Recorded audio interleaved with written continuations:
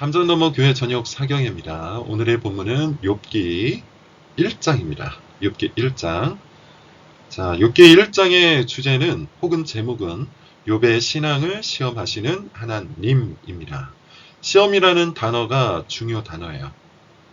시험이라는 이 단어는 욥기 1장만이 아니라 욥기 전체에서도 상당히 중요한 의미를 가지죠. 이것을 기억하시면서 1번으로 좀 넘어가 보도록 하겠습니다. 1번, 다음 중 욥에 관한 설명이 아닌 것을 고르세요.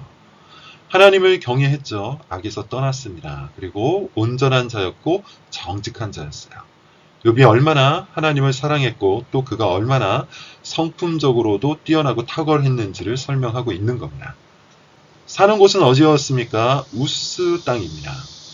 우스가 어딘지는 정확하게 알 수가 없습니다. 다만 예레미야서 4장을 보면 우스 땅에 거주하는 에돔의 딸아라는 표현이 있습니다.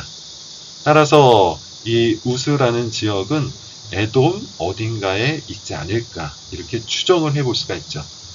이스라엘은 아니었던 것 같아요. 가나안 지역은 아니었던 것 같고 그 옆에 에돔 지역에 있는 어딘가 거기에서 욥이 살고 있었던 것이죠. 욥에 대한 최종적인 평가는 이겁니다. 동방 사람 중에 가장 훌륭한 자였다. 자, 답은 2번입니다. 2번이 아닙니다. 아들이 몇 명이었죠? 7명. 딸은 몇 명이었습니까? 3명입니다. 합치면 10명의 자녀가 있어요. 7, 3, 10 모두 성경에서 중요한 숫자예요. 그리고 좋은 숫자입니다. 7은 완전수죠. 창조의 숫자이기 때문에 안식의 숫자이기 때문에 7은 완전수로서 굉장히 중요합니다. 3도 중요해요. 삼위일체 하나님을 의미하는 좋은 숫자입니다. 10도 마찬가지인데요. 완전수라고 보통 불려지죠. 충족수라고 불려집니다. 어떤 것들이 꽉 찼다. 어떤 것들이 가득 찼다. 이런 의미를 가지고 있는 숫자가 10이에요. 따라서 7 더하기 3, 10명의 자녀가 있었다는 것은 욥이 하나님으로부터 축복을 받았다는 것, 완전한 축복을 받았다는 것, 그것을 의미하고 있는 겁니다.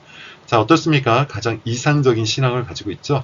그리고 그 이상적인 신앙에 걸맞은 가장 이상적인 인생을 살아가고 있습니다. 사실 이 욥의 모습은요, 뒤에 나오는 세 친구의 신학이에요. 세 친구의 신학은 딱 이렇습니다. 이상적인 신앙을 가지고 있으면 이상적인 인생을 살 수가 있다. 따라서 세 친구의 신학을 증명하는 것이 욥이었습니다. 그런데 하나님께서 욥의 인생을 먼저 흔드시죠. 그리고 욥의 인생을 흔드심으로 그의 신앙이 흔들리는지 흔들리지 않는지를 시험하시는 겁니다. 이게 욥기 전체의 중요한 주제, 중요한 의도입니다. 2번, 여호와께서는 사탄에게 욥에 대해 어떻게 말씀을 하십니까? 자, 앞부분은 카메라 렌즈가 땅을 비추고 있었다면 이제 그 렌즈가 하늘 위로 올라가죠. 그러면서 소위 말하는 천상회의, 하늘 위에서 열리는 회의를 비춰줍니다. 거기에 참여자가 누굽니까? 하나님이 참여하시죠. 그리고 하나님의 아들들, 천사입니다. 아들들이 참여하고 놀랍게도 사탄이 참여해요. 사탄이 어떻게 천상회의에 참여할 수 있을까? 사람들이 물음표를 제시하는데 사실은 우리는 얼마든지 이해할 수가 있어요. 왜냐하면 하나님과 사탄은 동등한 존재가 아니에요. 우리가 흔히 오해하는 것처럼 하나님 vs 사탄 이렇지 않습니다. 사탄은 그저 하나님이 정해놓으신 영역 안에서 날뛰고 있는 악한 존재일 뿐이에요. 그런 의미에서 지금 하나님의 회의, 천상회의에 사탄이 참여하여 하나님의 통치, 하나님의 주권 이것을 들을 수밖에 없는 것이죠. 자, 이 천상회의에서 하나님께서 사탄에게 이렇게 물어봅니다. 자, 네가 땅 여기저기를 다 돌아보았으니 내 종 욥을 보았겠구나. 그러면서 욥에 대해서 이렇게 평가합니다. 그는 참으로 온전하다. 정말로 정직하다. 그는 나를 경외하고 악에서 떠났는데 그와 같은 사람이 이 세상에 없다. 이렇게 이야기를 하죠. 엄청난 칭찬입니다. 하나님의 자랑이 되고 있어요. 하나님의 기쁨이 되고 있어요. 하나님께서는 하나님의 의로운 자녀, 하나님의 택한 백성들, 하나님의 구원받은 사람들을 이와 같이 여기십니다. 욥의 의로움처럼 사실 욥이 가지고 있는 그 의로움보다 우리가 그리스도 안에서 얻게 된 의가 훨씬 더 완전하죠. 완전한 의를 가지고 있는 우리를 하나님께서 어떻게 보실까요? 욥보다도 더 커다란 자랑과 기쁨으로 여기실 겁니다. 자, 그렇게 우리는 하나님의 자랑, 하나님의 기쁨이 되고 있다는 사실을 여러분 기억할 수 있기를 바랍니다. 3번, 사탄은 욥이 왜 하나님을 경외한다고 말합니까? 하나님의 칭찬을 듣고 있었던 사탄이 그 말을 비웃습니다. 왜냐하면 사탄이 생각할 때는 욥에게는 이유가 있기 때문이에요. 그러면서 이렇게 얘기해요. 욥이 까닭없이 하나님을 경외하겠습니까? 이유가 있습니다. 그 이유는 이거예요. 주께서 그와 그의 집과 그의 모든 소유물을 울타리로 두르심 때문이 아닙니까? 안전하게 하나님께서 보호하신다는 거예요. 그리고 주께서 그의 손으로 하는 바를 복되게 하사 그의 소유물이 땅에 넘치게 하셨습니다. 하나님께서 그를 부유게 하신다는 거죠. 한마디로 사탄의 주장은 이겁니다. 욥의 신앙은 그것이 자기에게 이득을 주기 때문이다. 아무런 유익함 없이, 아무런 이득도 없이 그저 하나님을 섬기겠습니까? 예컨대 사탄은 지금 이렇게 도전을 하고 있는 겁니다. 욥이 소중한 것을 잃고도 하나님을 찬양할 수 있을까요? 욥이 행복 못합니다. 행복을 잃어도, 고난이 찾아와도, 원치 않는 인생을 살게 되어도 과연 하나님을 믿을 수 있을까요? 그러면서 스스로 결론을 내요. 그럴 수 없습니다. 욥은 하나님께 뽑아 먹을 것이 있기 때문에, 먹을 거리가 있기 때문에 하나님을 통해서 자기가 더 커다란 성공과 더 커다란 부귀 영화를 누릴 수 있기 때문에 하나님을 찬양하고 하나님을 섬기고 있는 것에 불과합니다. 엄청난 도전이죠. 그래서 하나님께서는 사탄에게 한번 욥을 시험해 보라고 허락을 하십니다. 욥의 모든 소유물, 사탄이 말한 것처럼 욥의 소유물을 걷어들이게 하세요. 이걸 다 맡기시나 욥의 몸, 욥의 건강과 생명에는 손을 대지 말 것은 명령을 하시죠. 자, 여기에서 우리는 하나님의 허락하에 사탄이 움직인다는 것을 알 수 있습니다. 왜냐하면 하나님은 사탄에게 소유물만을 맡기시고 몸은 손대지 말라고 명령하셨고요. 사탄은 이 명령을 따를 수밖에 없기 때문이에요. 자, 하나님의 허락하에 사탄이 자기 일을 해요. 그런 의미에서 여러분 우리는 알 수 없지만, 이유를 알 수 없고 목적을 알 수 없고 과정을 알 수 없지만 악과 고난이 하나님의 섭리, 하나님의 주권, 하나님의 계획 안에 있다는 사실을 어렴풋이 깨달을 수가 있습니다. 5번, 사탄이 활동을 하기 시작합니다. 먼저 재산을 다 빼앗아 가는데요. 소와 나귀를 빼앗고 그것을 치던 종들까지 죽입니다. 자, 그 사람들이 누굽니까? 스바 사람들이 그렇게 해요. 낙타를 빼앗고 또 그것을 치던 종들을 죽인 사람들은 갈대아 사람들입니다.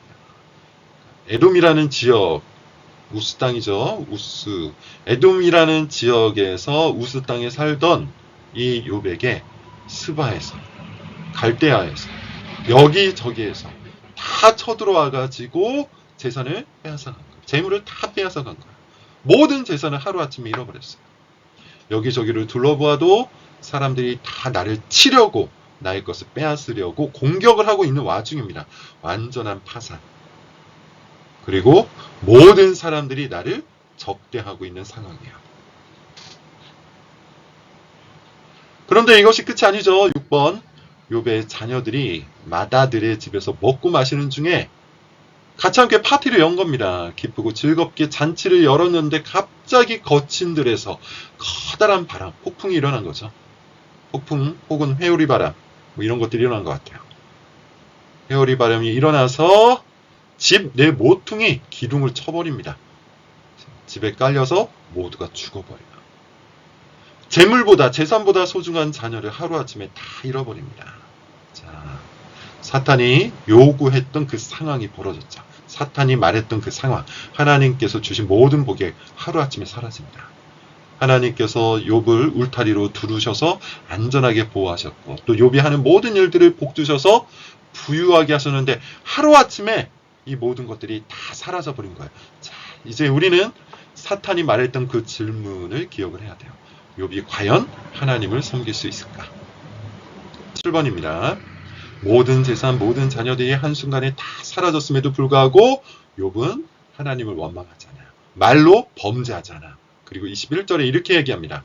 내가 모태에서 알몸으로 낳았사온즉 또한 알몸이 그리로 돌아가 올지라.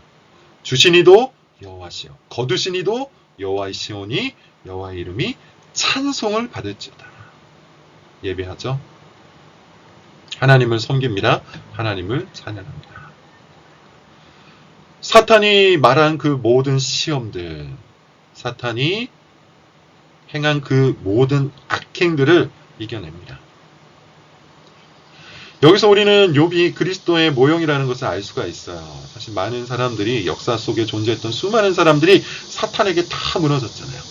광야 속에서 아무것도 없는 그 상황 속에서 모든 것들을 파산하고 모든 것들을 잃어버리고 가장 소중한 것들을 다 빼앗긴 그 상황 속에서 많은 이들이 거의 대부분의 사람들이 무너져 내렸어요. 사탄의 시험을 통과하지 못했습니다. 딱 한 분, 광야 속에서 사탄의 시험을 통과하신 분이 있죠? 예수 그리스도입니다. 그런데 욥도 이 시험을 통과해내요. 그런 의미에서 사탄의 시험을 통과한 욥, 사탄의 시험을 이겨낸 예수 그리스도. 이렇게 연결이 되는 거죠. 욥은 그리스도의 모형, 그리스도의 예표입니다.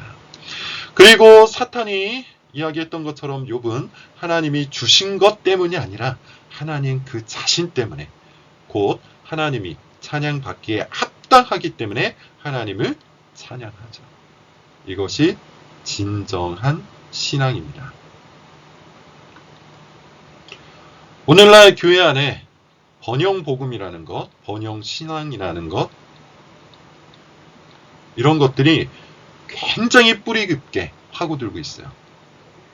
소위 말하는 정통이라고 말하고 있는 교단에서도, 그리고 우리가 잘 알고 있는 아주 유명한 목사님이 목회하고 있는 그런 교회 속에서도 번영복음이 은근슬쩍 들어와 있습니다. 번영복음의 핵심은 뭐냐면 하나님을 잘 믿으면 내 인생이 행복해진다는 겁니다. 하나님을 잘 믿으면 내 인생 가운데 고난이 사라진다는 겁니다.